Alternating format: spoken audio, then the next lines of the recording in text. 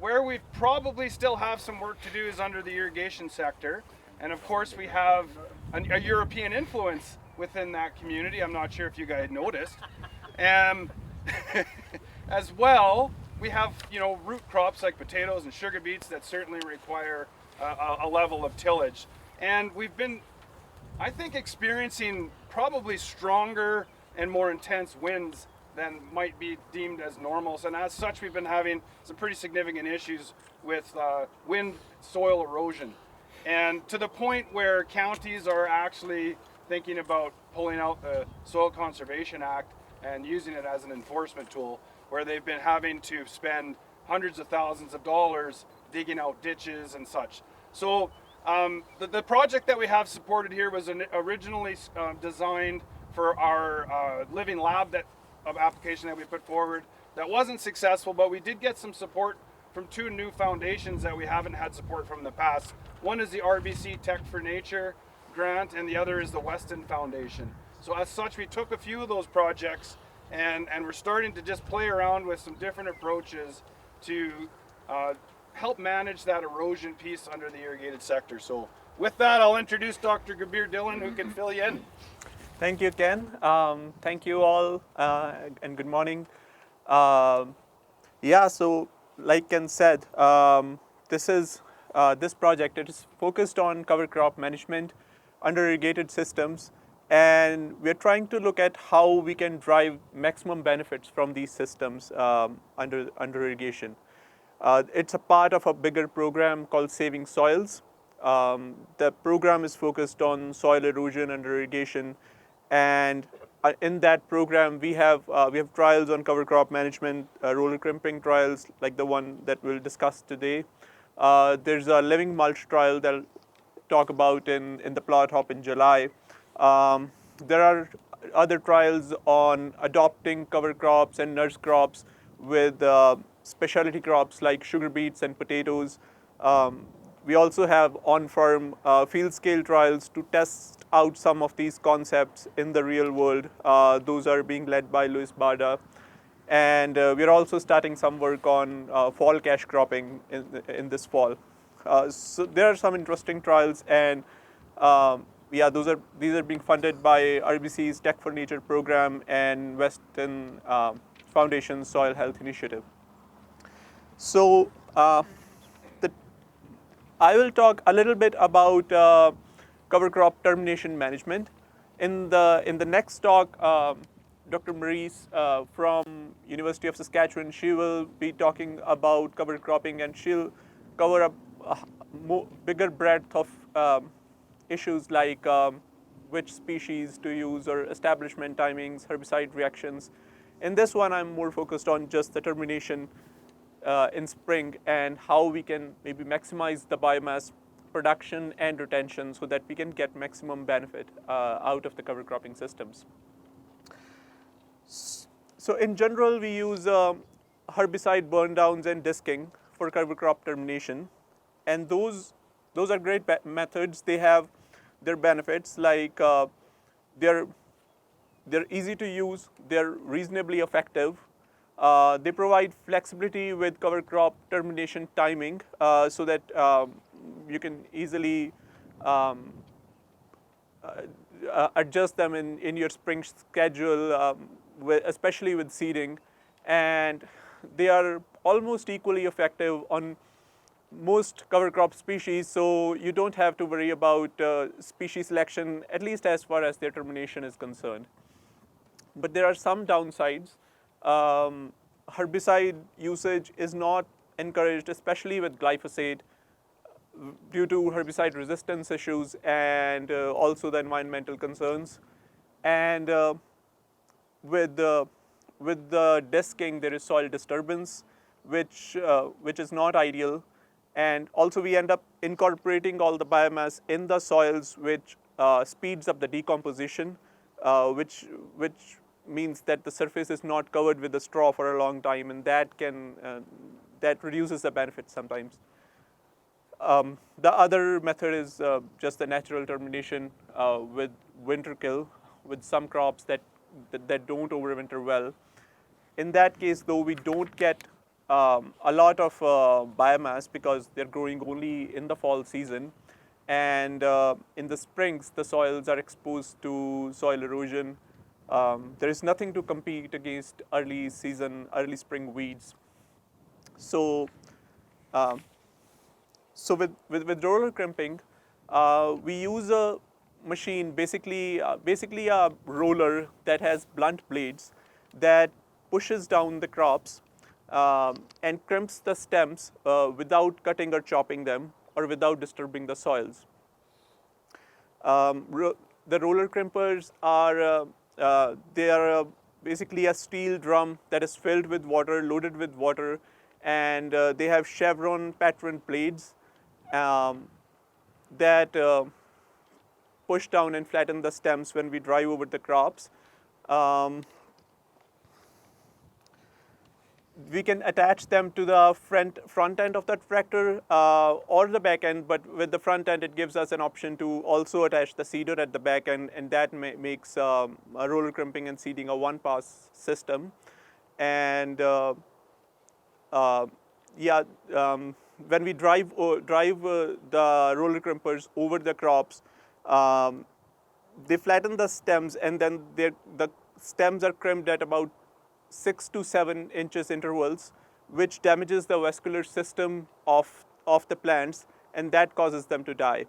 Uh, that leaves us with a flattened mulch of residue, uh, which is in direction to when we are seeding.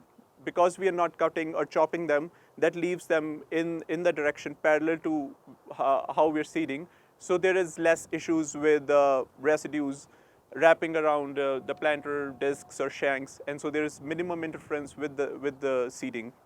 If we were cutting or chopping them, then there are generally more issues with the residue laying across the planter, and there are issues like hairpinning. Um, Ideally, they are one-pass systems. Although with these trials, we had to roller crimp them twice. But I'll come back to that.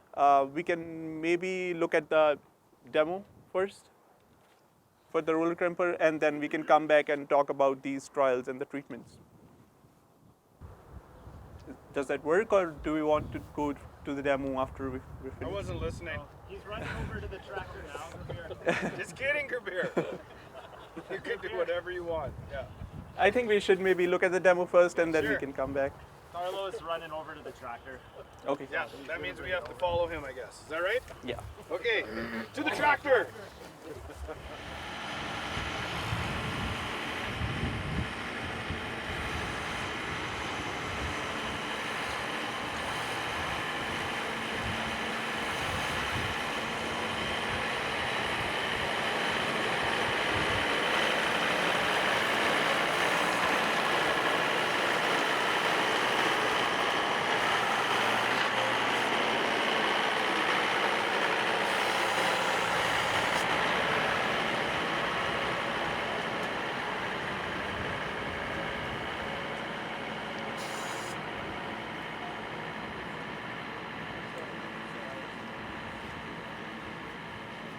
You can come here and look at the plots if you like. These are border plots, so um,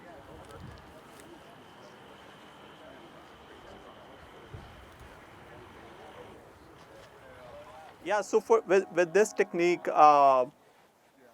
we leave the root systems intact, so we don't cut or chop the plants, and the roots are not uprooted, and there is no soil disturbance. So that helps with the root systems anchoring the soils long during the season, and so there is very less soil erosion. Also, because the residue stays right on the top of the surface and is not incorporated or cut or chopped, that slows down its decomposition, and that leaves this undecomposed mat of residue on the surface. Um, the residues, this mat the primary objective of this mat is that it can help with the weed suppression. This technique was developed primarily for organic type systems by the Rodale Institute in Pennsylvania in late 1980s. With this trial, though, we're not necessarily looking at those kinds of systems, and we do have in-crop herbicide application or even a burn down if the crop is not completely killed by roller crimping. But even if we are able to reduce the herbicide application rates, that's still useful. And especially with glyphosate, if we don't need the glyphosate burn downs, that is really useful.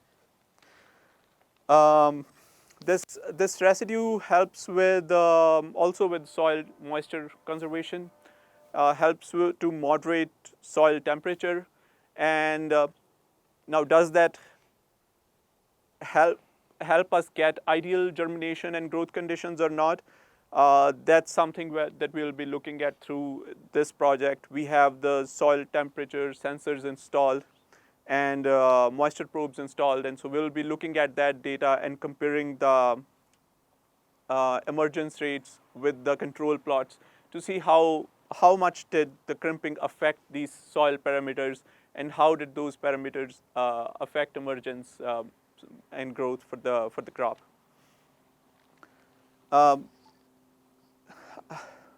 Yeah, again, it can help us with reducing herbicide application, but then that does come with a caveat that if we are not able to kill the crop, we might end up applying glyphosate to kill this.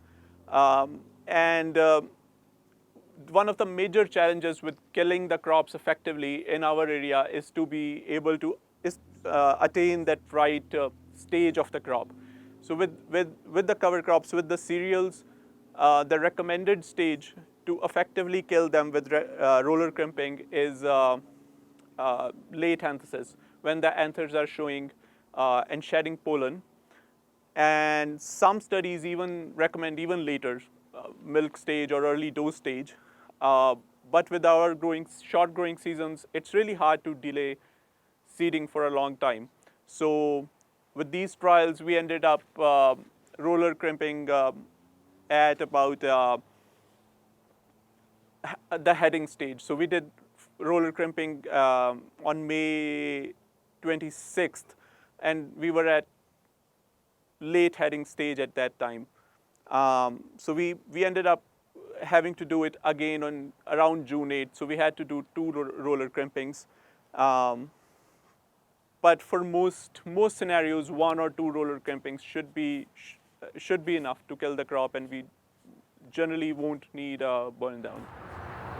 I was going to say, what's the definition of a successful roller crimp, but you kind of completed that by saying that you expect those plants to actually die back. Yeah. So when we do it later in the season, when they're in their reproductive stages, so with the cereals, latencies, and for the legumes, it's supposed to be full bloom or at the pod set. When we roll them, they stay down and they start to die. But if they're in their vegetative stages, they sometimes tend to pop back up and grow and compete with the main crop. So yeah, so that's a main thing, to be able to roller crimp them when they're in their reproductive stages. Just thinking about working the equipment, like how the pressure you're putting down on those plants when you're crimping them, what's the degree of air that you can work with? Like if I'm driving and I sneeze and I pop it up an inch, is that going to ruin everything, or does it have to keep a certain amount of pressure down to be successful? So with those steel drums, we do load them up with water, and I don't know the exact specification of what kind of weight we need, but I think we can maybe look into it. But we do need it to be heavy to be able to roll it. I think those are designed now with those wavy patterns of blades, so that they're able to stay in contact with the ground and with the crop regularly. They used to have the straight blades, and that used to produce a lot of vibrations for the machine and for the tractor, and maybe not do a great job at crimping. But now with those wavy patterns, they're able to maintain their contact with the crop. So I think as long as they're heavy and they're able to crimp the stems, so break them apart at every about 6 to 8 inches, it should work, especially if the crop is at a later stage, reproductive stage, and if there is a decent amount of biomass. If the stand density is not heavy, it doesn't tend to the mat doesn't tend to stay down. It tends to pop back up. So those are the two main considerations: to have a heavy density of crop and to have it do it later in the season. Do they know what the plant stand is? If there was a plant stand number, you could align to that? I didn't really find any optimum or recommended plant stand, but there was recommendations of about 6 to 8,000 pounds an acre of biomass to be able to effectively do weed suppression and roller crimping. Are you planting crops in these as well, or? Yes, we're planting barley. We planted the fall rye and the winter oats, both at about 9.5 inch spacing, and then barley is interrow, and at same spacing, 9.5. So this is our first year doing this, and with a fall rye cover crop, we are hitting anthesis often in that first week of June. So it almost matches like a dry bean seeding type system. So there's a couple of factors, like this is a proven technique in other areas, but there's some real fine tuning that needs to happen here to match the conditions in southern Alberta. So an earlier maturing cereal, like we've actually even considered winter oats and winter barley as alternatives. They do actually survive in a small area here in southern Alberta near Lethbridge, and they do get to that anthesis point earlier. So that's one way of looking at matching the timing to the effectiveness of termination of the crimper. But we're also looking at other methods of termination as well, including herbicides, including strip tillage. When we were actually able to seed through it quite nicely, even, and I know it sounds weird to put barley into a cereal cover crop, but at the same time we learned already this year that roller crimping too soon doesn't really hurt the crop at all. So we can also use that to our advantage in that we could seed first and come back and roller crimp later without hurting that first crop. Sorry, I thought I'd give you just a break to regather your thoughts. Oh no, that's excellent. Yeah, we can actually Maybe a question here. Yeah. Have you guys ever, like actually my brother has tried it before, we did fall ride, just rolled a rock roller, Yeah. quite late, like probably early, like after flowering and started to kill. Yeah. He like flat. It killed it? And you see right through his disc. Nice. But that was probably a little later, like Into June? But then you're seeing maybe gators, like something Right. like that. Yeah. Or like greens. But have you ever thought about something like that? Because this is, We think about a lot of things, Okay. but we haven't done it. yeah. So I don't know if something like that would work too. I think so. There's always opportunities. I've seen awesome videos of them seeding pumpkins where they actually leave gaps in the cover crop itself. So then that area is already open and free to plant into. They line it up with a row crop planter and then roll and seed at the same time. I thought that was a pretty cool idea. So how do there's quite a few different approaches that we can take here. But there's a couple of pressures. There's the drought component and the moisture component. There's the weed suppression. We've got a lot of people really trying to cut back on glyphosate just because of our resistance issues as well. So I think there's more and more motivators to play around with approaches like what you're talking about. Yeah, there's definitely trial and error, and we'll have to do a whole lot of things and see what works for us here in southern Alberta. There's a farmer in Pennsylvania that he roller crimps. He was doing it with hairy wedge, but he roller crimps very early in the spring, almost as early as he can with the first roller crimping, and he sees that he's observed that the crops pop back, but they kind of hurry into the reproductive stages. And then by the second time when he has to seed, when he roller crimps, the crop is already into the pod set stage. So yeah, it will take trial and error to see what works for us here. But yeah, we can head back to the trial and maybe look at the treatment's effects. Yeah, so this is the year one of a 4-year study. It's being conducted at Lethbridge and Bow Island under irrigated conditions. We have 9 treatments at both trials. The factors that we're looking at includes seeding date for the cover crops. So we have 2 seeding dates, early and late. This year it was September 7th for the early seeded cover crop, and then 2 weeks later, around September 20th for the late seeded crop. And the idea there is to see if by early seeding we can maybe attain a little bit earlier maturity for them to reach that roller crimping stage where we want them in spring. And 2 types of cover crops: fall rye, winter oats, and 2 termination methods in the spring: roller crimping and herbicide plus disking. And then there is also a cover crop, a control plot which doesn't include any cover crops. The cover crops were seeded at about 300 seeds per meter square, and barley was seeded at about 350 seeds per meter square.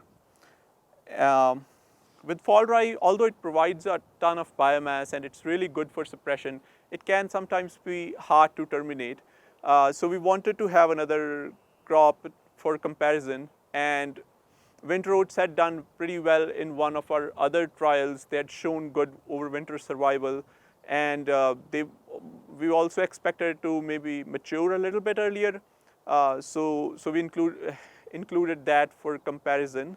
Unfortunately, though, for this year we didn't really see a great overwinter survival with winter oats. So if you look at your handouts, figure 1, there is very little overwinter survival for barley. It maybe has to do with the winter conditions that we had. It was a pretty tough, long winter. We had those cycles of really low temperatures and really high temperatures. So maybe there was snow melting and then freezing again, which probably didn't go well with the winter oats. It also ended pretty late, so we had pretty low temperatures late in March, earlier even in April. So with winter oats, we really ended up not having enough biomass to be able to roller crimp it. With fall rye, there was very decent biomass for both the seeding dates.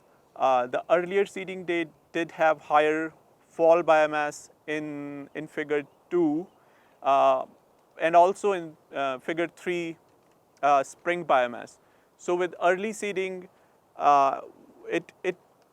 it helps rye to tiller more, so that helps with the biomass, and it can also help with it maturing early, but we didn't really see that when we were supposed to roller crimp. We didn't really see much of a difference in terms of staging. Both the crops were in that late heading stage, so we didn't really see an advantage there. But with the early seeding of cover crops, but there was definitely more biomass.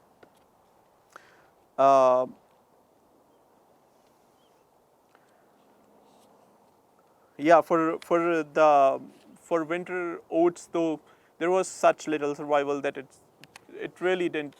We can't really compare the 2 dates and get any valuable information. And you can come up and maybe look at the plots. So this is the early seeded fall rye and the late seeded fall rye. Both did pretty well, even with crimping at the heading stage. We were able to get decent kill for the crops. If you look between the rows, there is barley popping up a little bit. This plot here is winter oats. It it didn't do great. We were not able to roller crimp it, so there's a ton of weeds coming up because there is no competition, basically with cover crops competing.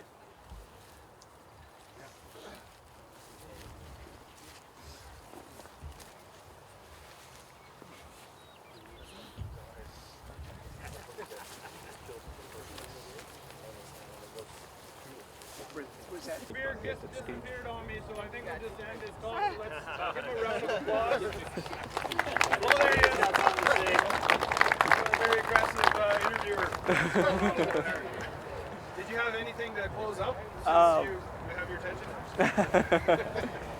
Just a few things that we might consider next year, maybe having an early maturing variety that might help.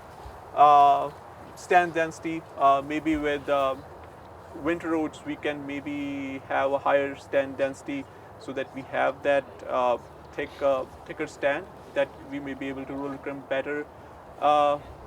And yeah, I suppose the closing statement is that this method was developed for weed suppression more in the organic systems, but if we are able to reduce herbicide use, if we maybe cut down on glyphosate, burn down, and if we can reduce soil erosion in fall and spring and improve soil health, I think it can be useful, especially with late seeded crops like maybe barley or hemp. It's probably increasing organic matter over time. Oh yeah, for sure. Yeah, it will definitely help with organic matter going into the soils and improving organic matter content. When was this crimped again? It was crimped first. The first pass was on May 26th, and the second was on June 8th. And the way I'm looking at this, like these plants are very much still alive. They're green. Those ones were just crimped recently, so you can see some that are dead. Those would have been the ones that died the first crimping. Okay. These second ones now are on their way to die. It Okay, just so happened quite recently. This was the one where you had to do 2 crimpings. Yeah. specifically. Yeah. Yeah. I'm just curious how long after crimping before the plant material, because I assume these are still using nutrients and probably still creating a competitive environment with the red to far red light ratio change that's happening with that barley plant. Yeah. That's some main concern here. If they compete and if they use the nutrients, so we do have PRS probes installed, and hopefully we'll have some data by the next year to see how much did that affect. But yeah, there about 2/3 of them are dying, and a lot of them didn't pop back up. With our first roller crimping, I think I wasn't even expecting this amount of material to be crimped. But yeah, we'll have to see how much they end up competing with barley. It brings up a good point, sorry, that I wanted to mention regarding the type of research that we do. There's a number of scientists here, and you tend to have research programs that are based on 3 or 4 years of doing the exact same thing, so that you have a good data set that you know what you're doing. Whereas I feel this, and in actually several other types of instances, we need to come up with a better model to do adaptive research so that we can make treatment changes, but our funding models aren't set up that way, which makes it also difficult to move things forward. So in my view, we've learned a lot in year 1. We can make some adaptations to our treatment list, but we're kind of tied into the way we're doing things now. So it's just something I wanted to bring up, and if anybody else had any comments regarding the challenge that brings to our applied research. We need at least 5 years. I'm curious, do you monitor for disease pressure in this case? Because a lot of the plants are like laying and they can potentially catch more moisture and potentially pathogen. So does that have an impact on the plants that's growing from this? We'll definitely monitor for it, and it's a big concern for, like in this scenario, the wheat streak mosaic green bridging is a real challenge. And fall rye also notoriously has an alleliopathic effect, which may end up hurting the crop too. So that, and we'll make general observations with any types of issues, and if there is a disease, then we'll take note of it. Yeah. One of the things is the alleliopathic effect kind of drops off as it approaches into that reproductive stage, which is good for rye. I mean, most varieties. We're not sure about all varieties, but The one thing kind of always occurred to me is that if that was foraged off, if that was foraged off, if that's a treatment that we should maybe be thinking Yeah, about. I think that's not a bad idea. So we seed it into the standing stuff, but then we forage it off. Yeah. But then you're going to, other stuff is going to start volunteering or regrowing, Yeah. especially fall rye. If it'll regrow that's true. Yeah. It probably will, depending on. Crimp it Yeah. and then forage it somehow. You got to kill that plant or it'll keep on pushing out further ahead. Yeah, it would be Yeah. hard to pick up. Yeah, it's tough to kill. I mean, It's the tough. point would be leaving the biomass there for weed suppression and the rest of it. I mean, that's kind of why we would be doing it. Yeah. Removing it just kind of seems to make us eliminating. But you still got the roots. Yeah. Yeah, it's a bit of a trade-off, like anything. We have a lot of issues with erosion in the spring, So you got the especially soil under tillage. conservation So benefit. our seed canola is another area where we're doing research. I think we'll talk about that a little bit later, where just having that cover in the spring to protect it from sandblasting is important as well. So like he says, everything's trade-offs. Well, and if you look at the different varieties too, right? Like this is a medium height variety, but some of the varieties I'm seeing out there now are Yeah. up here. So if you have the taller variety, you get the just chop it higher, right? You still got lots of green manure, and you don't get the seed that could be coming back.